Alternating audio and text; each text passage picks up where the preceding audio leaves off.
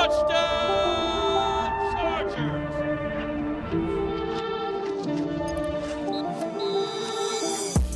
All right, welcome to Chargers Weekly as we recap a contest against the Browns and we preview a contest against the Titans. Chargers with Jahleel Addae here, coming back to town, Jahleel, for a 3-pack of home games. Bing, bang, boom. We have and a slot for each of them. We've got a 1 o'clock kick against the Titans. Following week, flexed into Sunday Night Football against the Bengals. Following week, Monday Night Football, the Har Bowl. Let's start. Exactly, the Har Bowl. Let's start by going back and what you take away from a Chargers defense that essentially shut out a second consecutive opponent from scoring a touchdown, up 27-3. They get Cedric Tillman gets a little toe in there at the end to make it 27-10, but for all intents and purposes, defense seems to be humming. Defense is humming and defense is stingy right now. It's been for the whole season, right? It hasn't been a week where you can say, where the defense hasn't played up to par or what their standard has been and what the culture that Jesse Minter is setting on that side of the ball. And you just look at the guys, how enthusiastic they were, how determined they were not to let them score. No matter, they knew the game was over. They knew they were up 27-3. The game was done. The defense has done their job, but they were fighting tooth and nail to keep them out of the end zone. So that just goes to tell you the pride that they have, what they put out on tape and what they put on that field each and every Sunday, man. It's a beautiful thing to see right now. You were on the field during training camp, coaching these guys up, Coach Klink and Jesse Minter and kind of what Coach O'Leary for the safeties and what they're doing. How surprised should we be that you got 2 fifth-round rookies out there starting on the outside and they're playing at the level? This is a team that does not play a lot of man. There's a lot of zones, a lot of rules. There's a lot of things you got to figure out. Communication you got to follow. Yeah, communication. Right, passing off. And there's just no half steps, no missteps. Like, what do you make of what Tarheeb Still and Cam Hart have done these last few weeks? Well, first of all, you got to give credit to the front office of finding these guys in the 5th round, right? These are guys that were not first round, second round draft picks. These were guys who you had to do your homework on, and they were really good picks, obviously. And then just being with them in training camp, the thing that was special about Tarheeb and Cam in training camp, although they were young rookies, they were very mature for their years, right? They respected their elders. They did all the things that the vets wanted them to do in the classroom, on the field. No pride, no ego, guys that were willing to learn, knew that they didn't know every or anything, right? Obviously big time players for their programs and college stars, but these are kids young men who came into the organization with the Chargers, what I seen, and humbled themselves and were like, I'm all ears, I'm ready to take it in from the vets. And it's remarkable because in training camp, these guys were not even thought of as maybe the threes, right? I was there and it was Asante, it was Christian, and it was Jasir at the nickel, right? It was Ja at the nickel. And these guys were getting reps. And the thing about it, they were making their splashes, but it wasn't in the game plan for them. Like, these are going to be our day one starters. And that was obvious. Everybody knew that. But what we did see in training camp is like, these young guys are going to ball. When, we don't know, but they flashed so much in training camp that you're excited to see when they get the opportunity, what they're going to do with it. And obviously, listen, Cam Hart is a big physical corner. Tarheeb, you could play him inside, you could play him outside. And he was responsible for 2 of the 3 turnovers against the Cleveland Browns. That's big. 3-0 turnover margin. And he's responsible for 2 of them as a young pup out there. He's balling and doing his thing. I remember when Derwin had his first presser in training camp, was asked about, some of the new faces. And he shouted out Tarheeb. He's like, man, look out, my boy Heeb. He's coming. So he saw it. And I bring that up because what does that do for a defense when you have a leader? I was talking to Lorenzo Neal about this, because he played on those Baltimore teams with Ray Lewis and Bart Scott. I was like, what does it do for a defense when you have a heartbeat, when you have a nucleus like Ray, like Derwin? There's just this gravitational pull that they have. And how much that plays. I don't know. I don't want you to put a percentage on it, but just like what that does when you have a force like that in the middle of a defense, that it feels like something that everybody, it's the sun, and these planets are kind of revolving around it. Yeah, so he's the example. Derwin's the example. Obviously, he's been doing it for 7 years now. Came in with me as a rookie, and I can just know from my experience when he came in as a rookie, it wasn't that he was cocky, it wasn't that he was arrogant, but he had this aura about him. Like you said, it's almost like when he walks in the room, like he brightens up the room. Everyone's attention is on him. Like when he speaks, he has all ears, all eyes, right? So that's just the kind of personality he brings. That's the energy he brings, and it's equivalent to a quarterback. If you have a Right. quarterback in this league, and it doesn't matter what team you're playing, what stadium you're going into, what deficit you're facing, you're like, we have a chance of winning this game, right? We believe until the clock says 0-0. Same thing on defense when you got a guy like Derwin James. It doesn't matter what the score is. It doesn't matter how good or bad you have played up to that point. When you have Derwin on your team and he's a playmaker the way he is, and not only a playmaker but a leader vocally, it's reassuring, and it's a really good feeling to have going into battle with a guy like him, knowing that, he's going to give everything that he has. And if you're not playing to your best, he's going to pull you along like, hey, I got you. Follow my lead and let's get it done. Yeah, and yet he's the safety we bring up first, but it's Elijah Molden who gets the pick, and it's Alohi Gilman who gets the Yeah. pick. I mean, what a room they have, and just to build on the comment you made earlier about Joe Ortiz and his staff to pluck Elijah Molden for a 7th rounder and to see the impact For a bag of chips money. Yeah, I mean, just the versatility, how they've played him all over the field, and the necessity because of the injury to Alohi that he was out for a minute, and there's Elijah back there, and here's a guy who should have 4 interceptions. I think he got hosed on the one against the Saints, but 100%. just there's something about, speak to it, Jahleel, that there's something about having a nose for the ball. Those guys that, the ball seems to find, like you said, it's a tip ball from Tarheeb, but it finds Elijah. The ball, there's certain dudes in this league that the ball finds. What do you see from his play? No, it's a real thing. Playing with Casey Hayward was like that, all pro, Pro Bowl player, but the ball always found Casey. I don't matter what it was. It's just like, I'm trying to get a pick. Casey has 2 already, right? Yeah. How do you get 2 already? But it's just, that's the type of player he is. And I watch Elijah, it's the same thing. The ball finds him.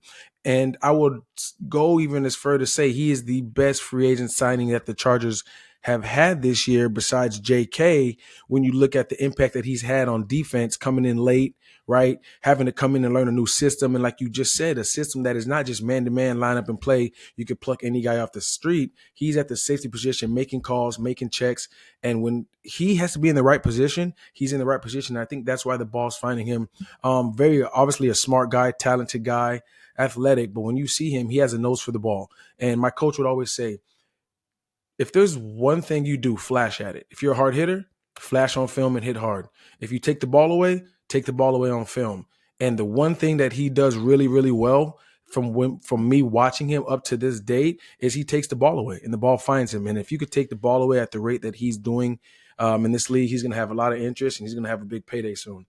Yeah, came in with 2 pick sixes on his ledger, and he's facing his old team that thought it'd be better to have a 7th round pick than have him out there on defense. So that's coming up this week. The Chargers love the Titans, man. They plucked a bunch of dudes from the Titans, Christian Fulton, Elijah Molden, Caleb, I can't remember his name. They just signed him to the practice squad. Caleb Murphy, I think might be his name. Tier Tart was a Titan for a while. And there's something about that, Mike. And I point that out because the Titans always played tough.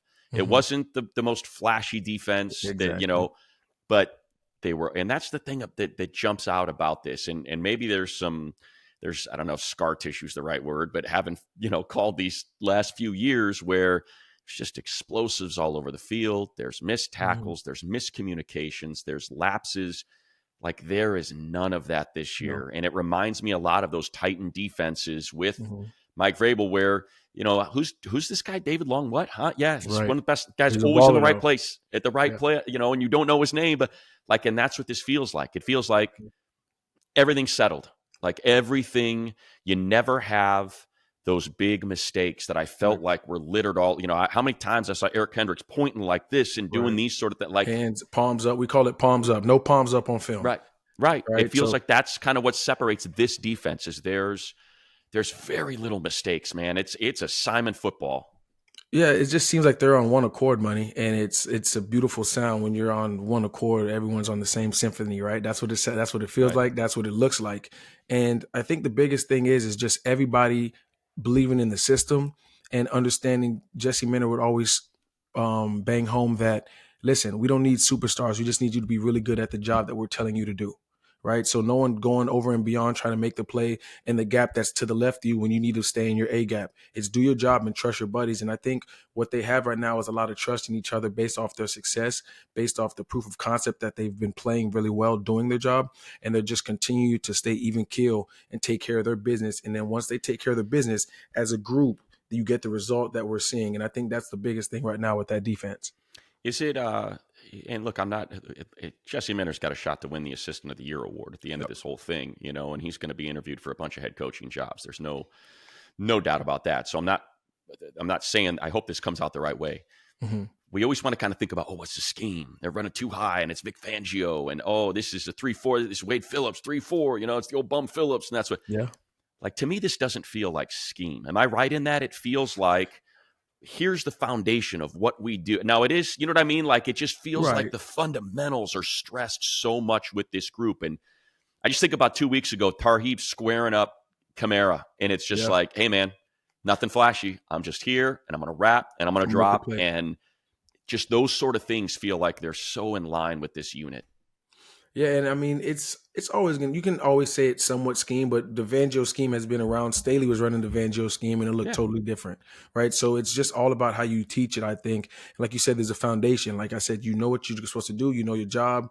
And when this check comes, we're going to keep it simple here, and we want you to go play fast. The thing about Jesse Minter's defense is it's a lot of vision. So even though you're bringing pressure, there's vision. No pressure, there's vision. So you always have your eyes on the quarterback. There's not a lot of guys with their backs turned to the quarterback. So when you do have it run, if it's one high, if it's too high, no matter what, you have vision on the ball, and these guys are playing fast. And like I said, they're doing their job, they're tackling well, and they're taking the ball away at a high rate. And when you can do that, along with the pass rush that we obviously know the Chargers have, the sky's the limit, and these guys are balling. I was actually arguing with one of my buddies the other day about the Bengals game, and he was saying how Joe Burrow's coming to town. I said, listen, this defense is ranked top 5 in every category, and they're playing their butts off. The national audience, national news is not even giving them enough credit. And they might think I'm biased, but listen, I've been with the Chargers since 2013, and I've played on some really good defenses. And it's 2024 going into 25, money, and this is one of the best defenses I've seen project that the Chargers have thrown out on the field, including the time that I was there. Yeah, it's funny because some people call it like it's like bend don't break. They don't allow points. I'm like, it's not bend don't break. It's not like that. That reminds me of the success that you had with Gus, right, in 18. That was bend don't break. You look at the yardage, and and then we held them in the red zone. And then you would just clamp down in the red zone and field goals, no touchdowns. That was so different than what this feels like. When you're top 5 in third downs, that's not bend don't break. That's get off my field. Yes, that's what that is, right? That's not a bend don't break defense. Yeah, and kind of what when I'm chatting with people, and because they're pushing back, and it's like, oh yeah, Browns and Jameis Winston and Saints and Spencer Rattler, and I said, yeah, I get that. But I'm telling you, I've seen the one thing that I see week in, not even week in, week out, but like throughout the course of the game is, okay, we got some yards, got a little rhythm going, feeling coming out of the third quarter, coming out of halftime. We got the ball in the third quarter. Here's Jameis. Mm-hmm. He's now moving the ball. The Chargers offense stalled out a little bit in that second quarter. Let's see if we can make this a 17-10 game. And you get in the red zone and bang. Yeah. Reads it wrong. Thinks Tarheeb's going to the flat. He's not. He's dropping, hand up. Yeah. And it feels like Minter's he is 3 steps ahead of the offense, where he's like, oh, I know where you're going. I'm not. It's not this play, but it's coming in the next 2 plays, and we're going to set you up, and it's going to be a holding penalty because pressure's coming from where you don't know. It's going to be a turnover, or I'm going to get you off schedule. It's going to be a tackle for loss, and next thing you know, you're behind the safety. It feels like every time an offense gets a rhythm, he gets them off schedule. Yeah, I think most offenses have a beat on, like you said, most offenses have a beat on a coordinator, right? From self-scout, whether what they do as a team, and then obviously you scout the team that you're playing. But what Minter does so well is that he not only scouts their team and what they do and their tendencies, but he self-scouts. And I've talked about this before. What do we do in the red zone? What do we do on third down? Because whatever I see that we're doing, that's what the opposing team's coach is seeing, and that's what they're preparing for. So this is what we're going to do. We're going to switch it up here this week on third down, first and second. We might not pressure on first and second a lot. Or in the red zone, we might only run cover 2 in the red zone. But this week we're going to show cover 2, drop down to 3, so that the the look that they've been practicing for all week was a cover 2 look. Then you get in the game and the bullets are flying, and oh my goodness, they just dropped into 3. Here comes the pressure. The route that we were planning to run against his coverage is not there. Boom, here goes the pick. So it's just little stuff like that, man. Like you said, Money, he's one step ahead of these guys. He's a student of the game, coach of the game, obviously, if you want to say it like that. But he dives into what these offenses does. He regurgitates it to his defense, and these guys are very mature with guys like Khalil Mack, Derwin James leading the way, and they have a good thing running on that defense, man. I'm excited to see what they look like. Obviously, these next 3 weeks, Burrow coming into town. I don't want to look over Tennessee, but we're looking at Burrow and we're looking at Lamar Jackson, 2 of the most powerful, highly rated offenses in the league right now. So it'll be a really good test for their defense. Yeah, and I think, we talk so much about the coordinators and the players, and it feels like, we don't talk about Coach Harbaugh enough. And I think that it's important to remind everyone that, look, Jesse Minter's defense is a product of how Harbaugh wants to play. When he rolled up to the Bolt and he began coaching this team, he brought with him the Harbaugh philosophy. We're going to run the ball. We're going to stop the run, and we're going to protect the ball, and we're going to minimize mistakes. And all of that is built in to what you're seeing, like priority. And that goes to the front office, to Joe Ortiz, like, hey, this has been one of the worst run defenses the last 5 years. How do we fix it? And all right, well, we don't have any money. We're way over the cap. We're cutting guys, and we're trying to restructure some contracts with Khalil and Joey. Let me figure out what I can do. And what do they figure it out. They get Puna, who's playing exceptional football, drawing double teams every time he's coming, right? And they get T.R. Tart after Miami lets him go. Tito has taken a step on that front, and they get Denzel.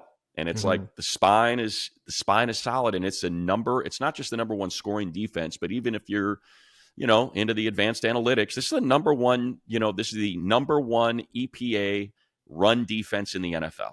And that's why does Jameis throw 3 picks? Well, because he's Jameis, but because they ran the ball 24 times for 79 yards. Like Chubb just could not get anything going. Right. And that's how you get 3 picks in a game. And it just, I think for all of the excitement around all the takeaways and the interceptions and how well these rookie corners are playing, it starts up front, because that's what we're going to have this week against the Titans, Jahleel. 100%. Like, you stop Tony Pollard, and here we go. And you force either Mason Rudolph or Will Levis to drop back and have to throw it around. Well, now you're going to get your hands on some balls. And Christmas should come early. Yeah, and so but I think we keep forgetting, and we talk about Puna a lot and try to give him his flowers because he deserves them. I mean, it's hard for an interior tackle. And by the way, they got one on the other side. T'Vondre Sweat, man, you want to talk about a rookie having a year. So, and there's a reason why Justin Simmons is getting a lot of those pressures and hits and sacks, because T'Vondre is getting double. They can't double. They can't slide to him right now. Like, what is he, like 300? He listed at 366. He's 380. Big boy. I'm huge. And man, the way he moved. But those guys don't get a lot of credit. And I think it's clear that when Harbaugh came in, when Jim Harbaugh came in, he's like, we got to fix this. Fix the trenches, offensive line and defensive line. And like you said, it always starts up front. And what Puna and Tart and those guys are doing up front are so good, what's making the run game so efficient on the defensive side is they're creating a new line of scrimmage, right? When that ball snapped, they're not on their side of the ball. When that ball snapped, they're in their backfield. They're creasing, they're creating lanes upfield to make the running backs cut back, and they're taking on double teams, which is allowing the linebackers, who the Chargers have are very, very athletic, allows them to run downhill and make plays, right? So, and with that being said, if they take on the double team and the linebackers are coming downhill really fast, guess what the double team has to do? It has to climb, come off. Now Puna and those guys get their one-on-ones and they're making their tackles, right? So it's a hand in hand. We always say the rush and cover works together, and defensive line, linebackers work together in the run game, and they're doing a really good job of it. And how nice is it to see 2 linebackers lead this team in tackles and not safeties? I mean, the fact that Daion's coming out of that Cleveland game with 14. He leads the team in tackles by almost 20. Right behind him is Denzel, and that was that was a group that was circled as a problem area. Right. Like, oh, look out! You got a rookie in Colson and unproven in Henley, and Denzel's in year 10. Are we going to go with Troy Dye? He's more of a special teamer guy, arguably one of the biggest plays of the game on that 4th and 3. Yeah, and so it's like, what Navarro Bowman's doing with that group. Like, you've got guys getting coached up. I mean, Daiyan is having it just goes back to last year. It's like, how did this guy not get on the field, man? You I see know. how fast and athletic and smart he is, and it's just It's crazy. Speaking of Daiyan, it's crazy because when I did the internship with Staley's staff as well, and they loved Daiyan. Like they spoke highly of him. They said he would be credit to this. They said that he would be what he is right now. They said he'd be a starter Right. in this league. He's an athletic linebacker. He can cover. And when I came into camp with this staff, I seen that they drafted Denzel. I'm sorry, picked up Denzel. Obviously, I know who Denzel is no matter what. Year 9, year 10, the way that Denzel, that's his biggest asset is playing the run. So I knew bringing in Denzel, that's already an upgrade. No matter if he's in year 10, year 11, that guy's playing really, really good ball right now. And then when you look at Daiyan Henley, he's learning from Denzel, the veteran. Right. And then he's able to see how Denzel plays the run.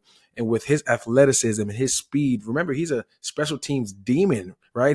That's what he came into the league doing. So now he's on the field, and all he's doing is playing see ball, get ball, and he's doing his thing out there. Yeah, it's wild to think that this is one of the worst run defenses in the league, one of the worst scoring defenses in the league. Linebacker was an issue. Kenneth Murray and Eric Kendricks just, you said, palms up. We used to call it that the linebackers led the league in points and points. What are you doing? What you're supposed to be, and this is what they have now. All right, that's a lot of defense. But I think, you know what, before we shift to offense, so maybe that's the way we'll do this pod today. We'll just kind of go half and half. But I think flipping it forward, I kind of scratched the surface there, Jahleel. But as you watch the Titans, they're coming off a big win against the Patriots. Prior to that, you're talking about two teams that really beat the snot out of them. The Lions hung 52 on them. The Bills had 34 unanswered on them. And it's clear that in each of those games, this is an offense that wants to run the ball, that has to run the ball. And if you can take that away, you can really kind of get after it a little bit. So it does feel like that's sort of where this whole thing starts with this group, no matter who the quarterback is. Yeah, they're going to listen the two quarterbacks that they have right now is not who they envision running their offense right now with Mason and Will, obviously. And it's no shade to them. They are professional NFL quarterbacks, but they are not the top tier quarterbacks. With that being said, they will lean on the run to, one, keep the ball out of Herbert's hand and out of the Chargers offense hands, and two, just to get the passing game open any way that they can. So if the Chargers do a really good job, like we know they have done throughout the year, and what they can do in stopping the run, like I said, Christmas should come early, and those DBs and linebackers should be receiving some gifts with some picks, turnovers, tips, and overthrows, and you got to get those. Yeah, you're talking about a Charger team that's top 10 in takeaways. They got 13 now, and you bring in a team that is 31st in giveaways, 17 of them. So, like we said, it's it feels like it's a formula that's right there in front of them. Now it's always hard to execute. Tony Pollard's a heck of a back. They've got they drafted Latham there. They've got a solid offensive line, and I think it's just kind of one of those. Can you do it? You know what you're supposed to do.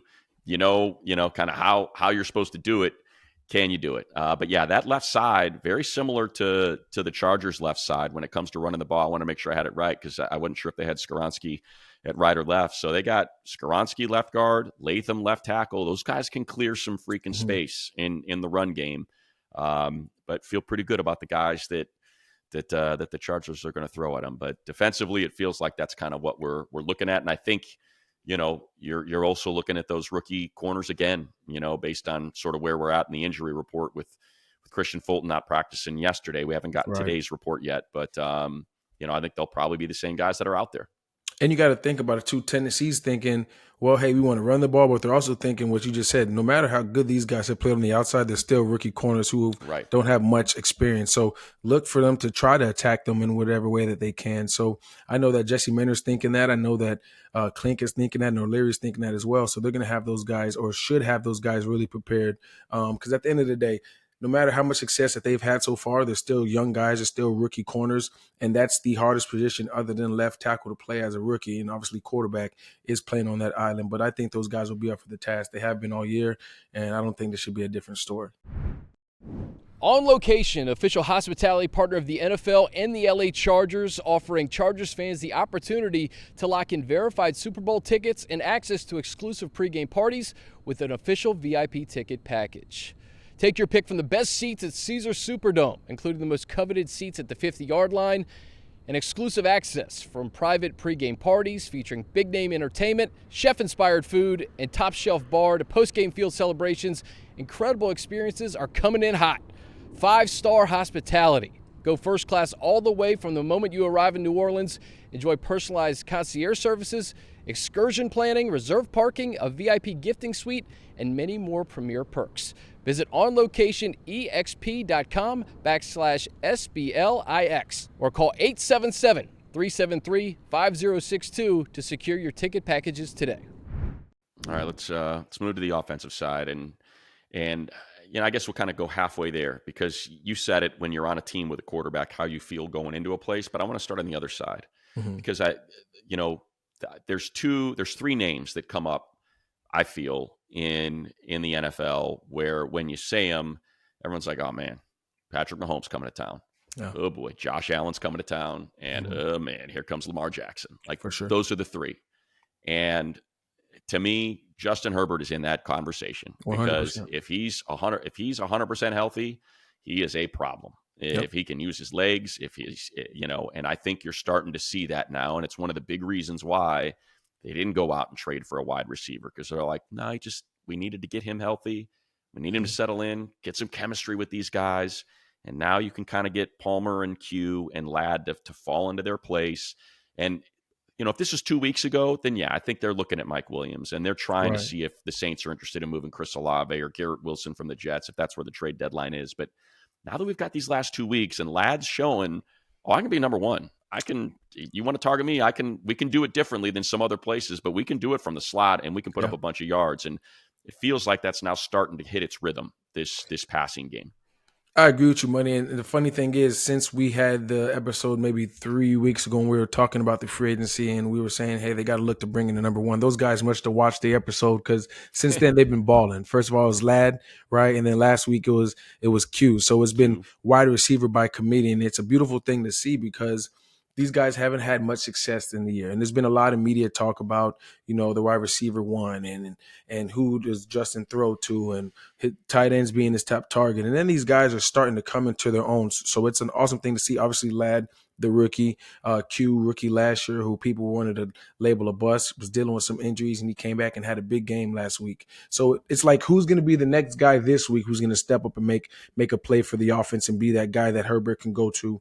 And it's kind of reassuring, and it's refreshing, because now defenses can't say, look, this is his number one guy, this is where he's going to. Herbert's spreading that thing around. He's not forcing anything. He's going to where the play is designed to go to. If it's not there, he's checking it down, or he's running and using his legs like he did at Oregon, which made him so successful. So it's been awesome to see the offense just in the last 2 weeks almost start to find the rhythm, almost start to come into their own.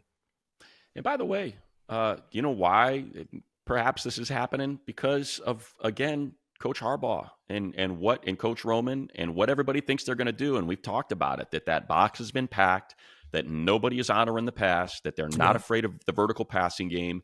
And so they're committing all their resources, and now it's caught up to them.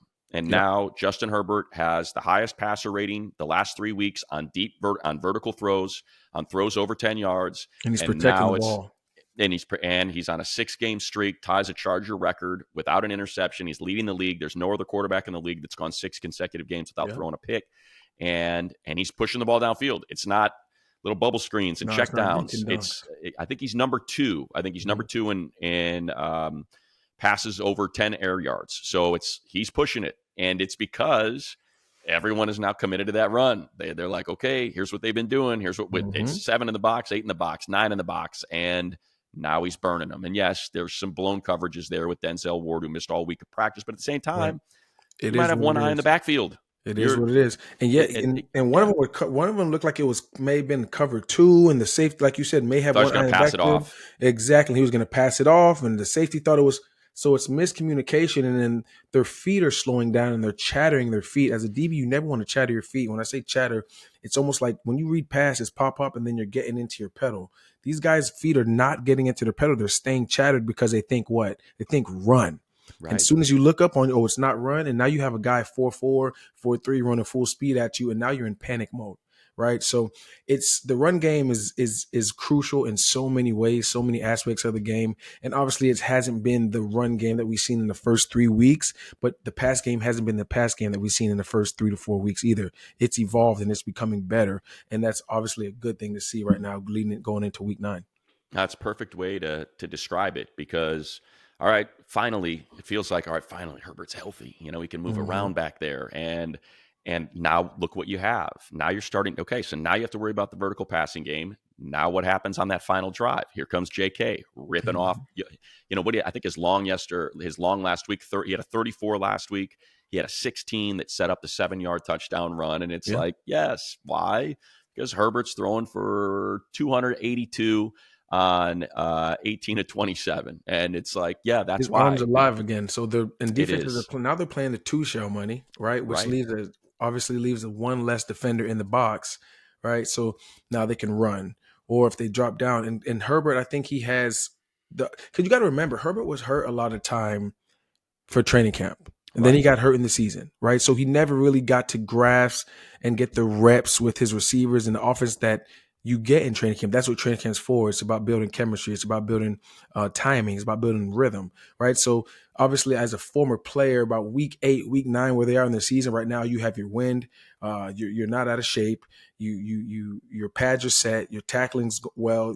You have a feel of the game. Like you're in stride. You're in mid-season form, and you can see that. And I love that Herbert's using his feet because I mentioned it. At Oregon, that's what made him so special. He was a dual threat. Obviously, people know him for his arm, but Herbert's a running quarterback at the same time, right? He doesn't do it all the time, but he does it necessarily when he needs to, when to keep the chains moving. And now that I think his ankle is better coming off that plantar fasciitis, obviously with his foot, and then his ankle with the high ankle sprain, he's moving around. And when there's nothing there in the pass, he's scrambling and he's picking up first downs with his feet, which is keeping the drives alive, which gives them opportunity after opportunity after opportunity. So I think it's awesome to see right now, man.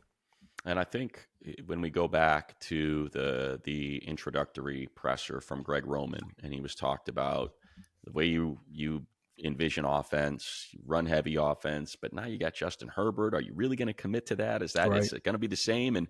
And his answer, you know, it's easy to remember because he said, "Can you imagine Justin Herbert with a run game?" And I think what gets lost on people is my interpretation of that is I don't think people recognize how pinpoint accurate Justin is. The windows that he throws into with his arm strength, his accuracy, his processing, how quickly he goes through his progression.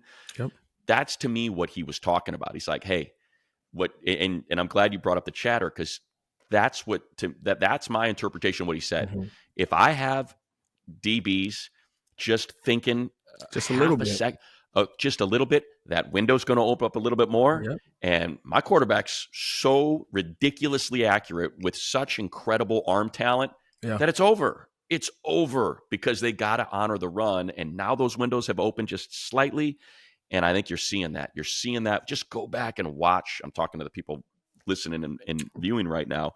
Go back and watch the throws. These are not wide open windows. You look at the touchdowns. Yeah, those are busted coverages and they passed it off to someone who wasn't there.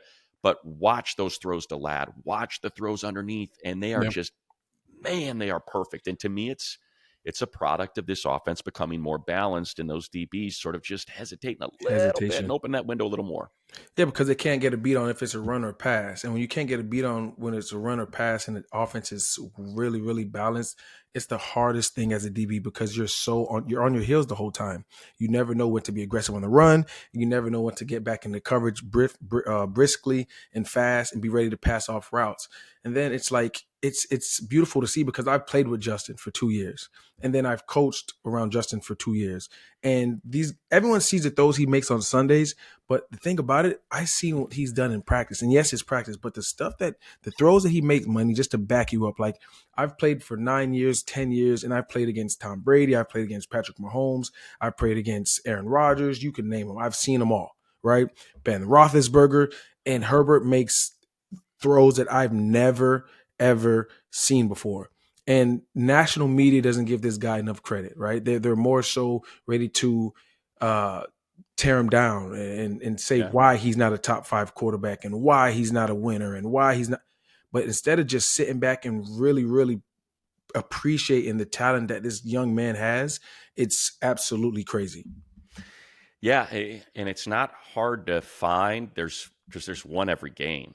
There's every single game. I posted a throw from the Bronco game where blitz came unblocked in his lap within a second, and he is backwards, fading away, and throws an 11-yard, 11 yards downfield, but probably 20 air yards out, right on the numbers against the Saints. This should have been safety. He's got a 300-pound defensive tackle on his ankle, stiff arms him, falling down, and throwing the ball between the numbers to John Palmer. Yeah. Like those whole shots to Stone Smart, to Disley, to J.K. Dobbins. I mean, how do you see it, let alone throw it?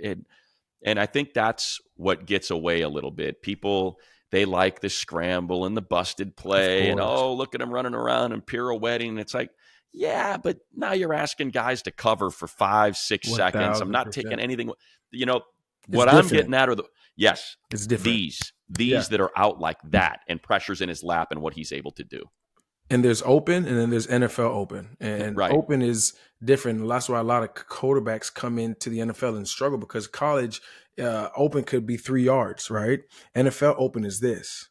Right. And Justin Herbert makes NFL open throws, right? So that's what makes him special. It's not that every receiver is creating so much space, and these guys are, there's busted covers like you mentioned with the Cleveland game, but the throws that he's making, Money, they're NFL open throws, and these guys are only open by this much, and it has to be pinpoint accurate, or it's either pass deflected or it's intercepted. So I think that's what, when we talk about his arm and you talk about the kind of quarterback that he is, you're speaking on the type of throws that he can make under the type of pressure that he's in, right? So I think it's a beautiful thing to say. I keep saying it. I'm obviously a Justin Herbert fan. I played with him. I love his game. I love his – I even like the personality. He's starting to show a lot more personality now. He's talking a little junk. He's swagging with his teammates, and we all know Justin, he's a real quiet guy. He doesn't speak much. But I love to see that he's showing a lot more passion right now. Yeah. And it looked like he's having fun again. Yeah, you think about dropping that shoulder on Tyrann Mathieu, on that sideline, and what it did to the sideline. He jumps up, he gives the first down, salute, everybody gets jazzed. It's great, it's and I think this, if we can just maybe focus on something that you'd like to see, continue to get better, it's the interior of that line. Right. And this is going to be a big week, because it's T'Vondre Sweat and Jeffrey Simmons, and you are going to be hard-pressed to find a better tandem inside than those two that they're going to get this week. So it's going to be a big week for Zion and Bradley Bozeman and Trey Pipkins. This is, last week it was on Rashawn and Joe Alt with Myles Garrett, who's just an absolute nightmare and a unicorn and different and whatever. Yeah, Rashawn very rarely loses the week, and that's just different, man. Yeah. It's the old story goes that I'm trying to think of what it was. I don't remember what team was playing A&M, but they were talking about how they prepared for Myles Garrett by having their defensive end line up a yard deep, already a yard past the offensive line, was how they practiced that week. He's just so, and when you stand next to him on the field, it's like, this doesn't exist. You're bringing memories back, because back in the McCoy days, he would do that when we played Von Miller and the Broncos. Literally have a defensive end on the scout team. Oh, really? He would have a defensive end on the scout team line up about a yard past, already offsides. It just is what it is.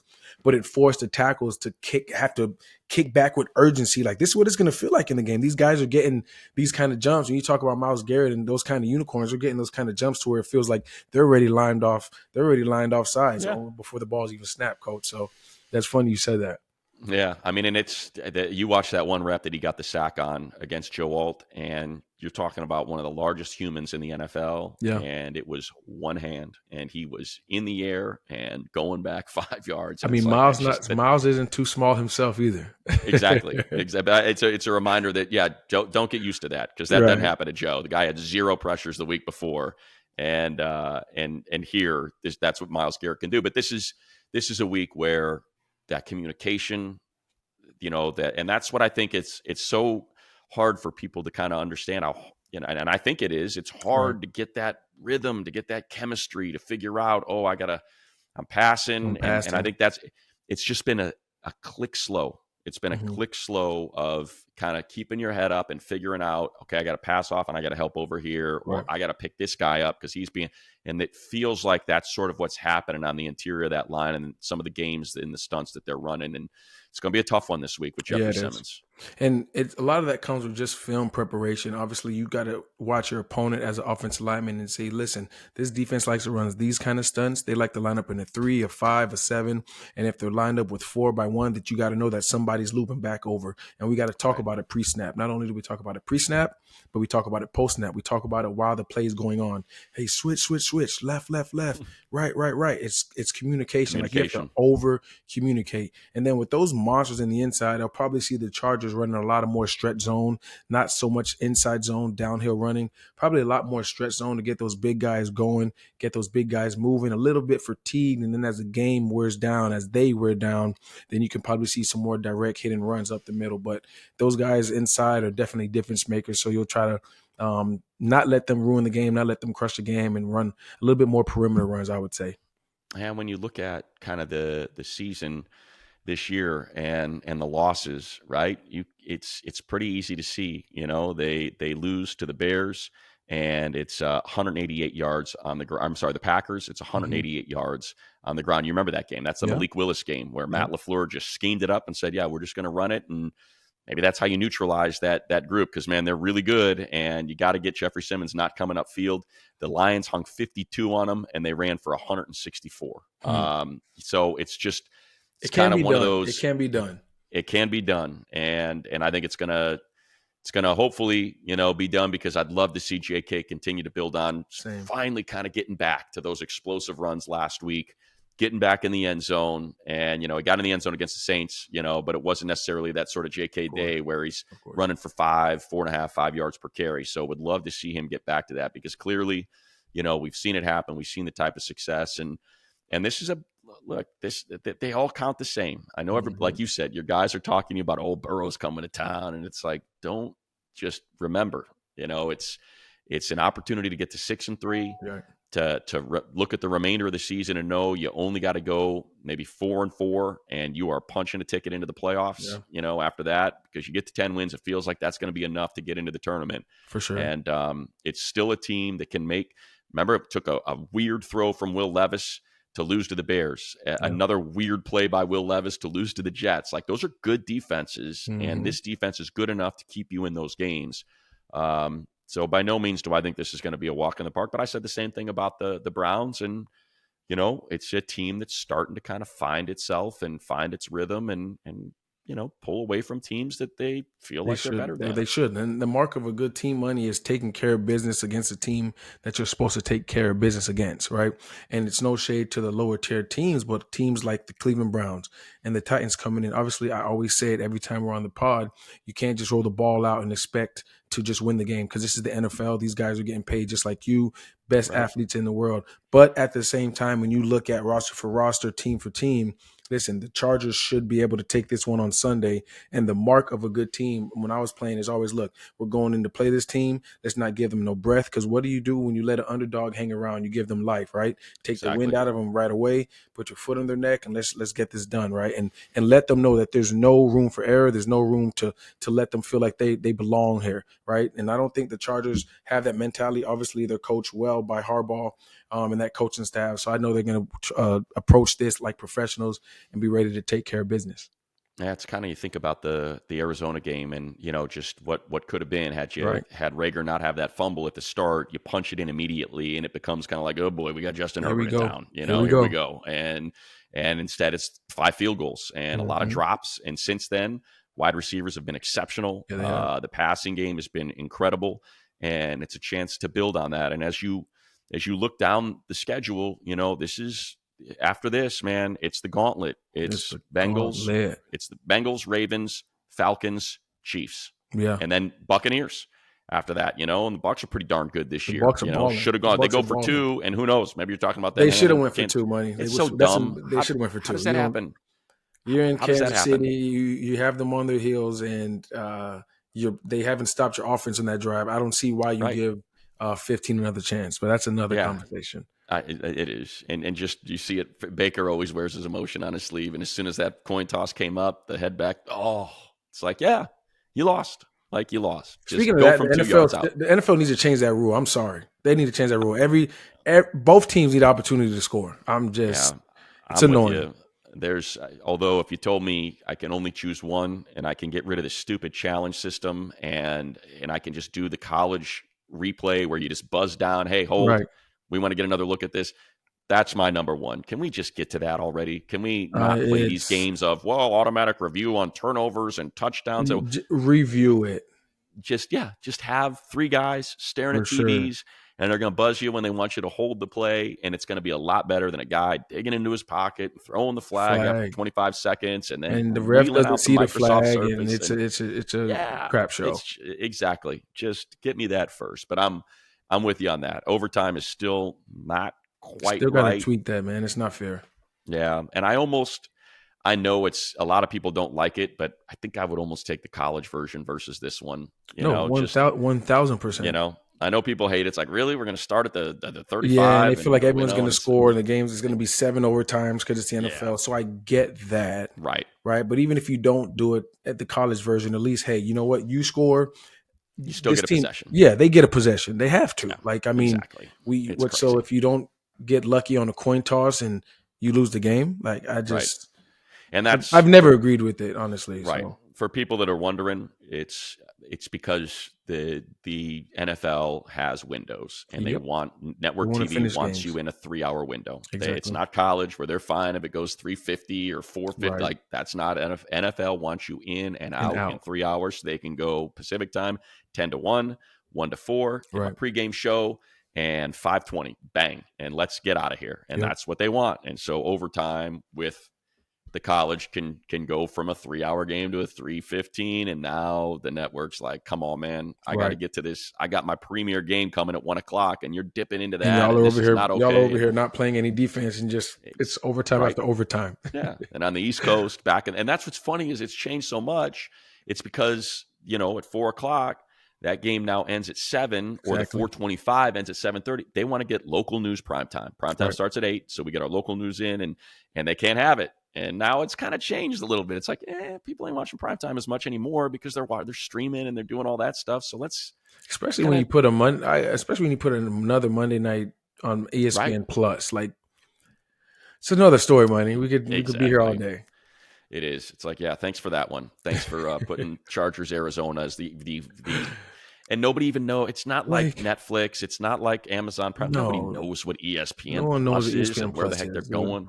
It's like Monday night when you grow up as a kid and you say, I'm playing on Monday Night Football. You're playing on ESPN. Like you're playing on Monday Night Football. Well, see, and that's the difference between you and me being a lot older than you. It's like Monday Night Football, Channel 7. Like, or it's ABC. It's like, here we go. We're on the network, and it's tonight. It's a national stage, though. Exactly. It's like, wow, the one Monday night game we get, the whole world gets to watch. Like, you don't put Monday night games on streaming apps. No, it's but now we do. Thursday night is on Amazon Prime. That's another Monday one. night's here. Black Friday games on Amazon, and it's just anyway.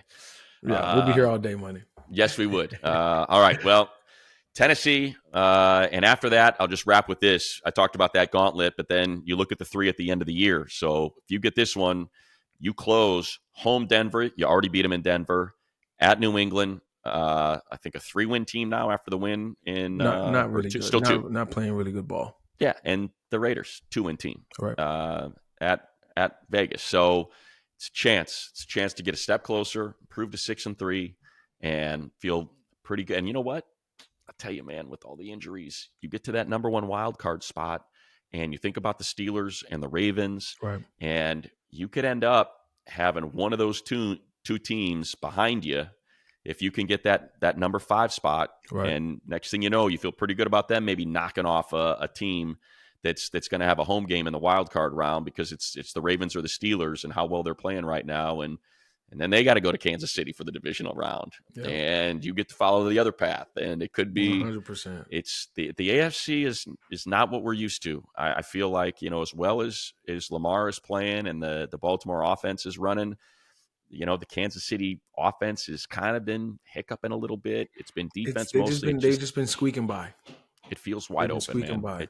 It doesn't feel like it has in years past where you're like, oh, man, the Bills are a juggernaut. The Chiefs are a juggernaut. The Bengals are just humming with those 3 receivers. It doesn't feel like that this year. It feels like it's there to grab it. It feels like Travis Kelce can be guarded. Like he was years back. It's almost like, goodness, like how do you stop this guy? And it's obviously his production isn't what it has been in the past. So like when you see the Chiefs on your schedule, obviously it's the Chiefs and they're balling. They're the only undefeated team in the league, but they've shown signs of being able to be beat. Yes. So get this one. We'll move on to Cincinnati, Sunday Night Football, back-to-back primetime games. Going to be awful fun. I'll be there, Money. I'll be there. There you go. I'll see you on Sunday at SoFi, Tennessee. Everybody, we look forward to seeing you out there as well. It's the Salute to Service game, so a huge thank you to all of those that serve. And you'll be certainly honored, and we look forward to that. And going to be a fun one. So thanks, everybody, for checking us out. We appreciate the ratings, the reviews, the comments on YouTube. We love interacting with you there. And we'll be back again next week with another Chargers Weekly. Thanks, Jahleel.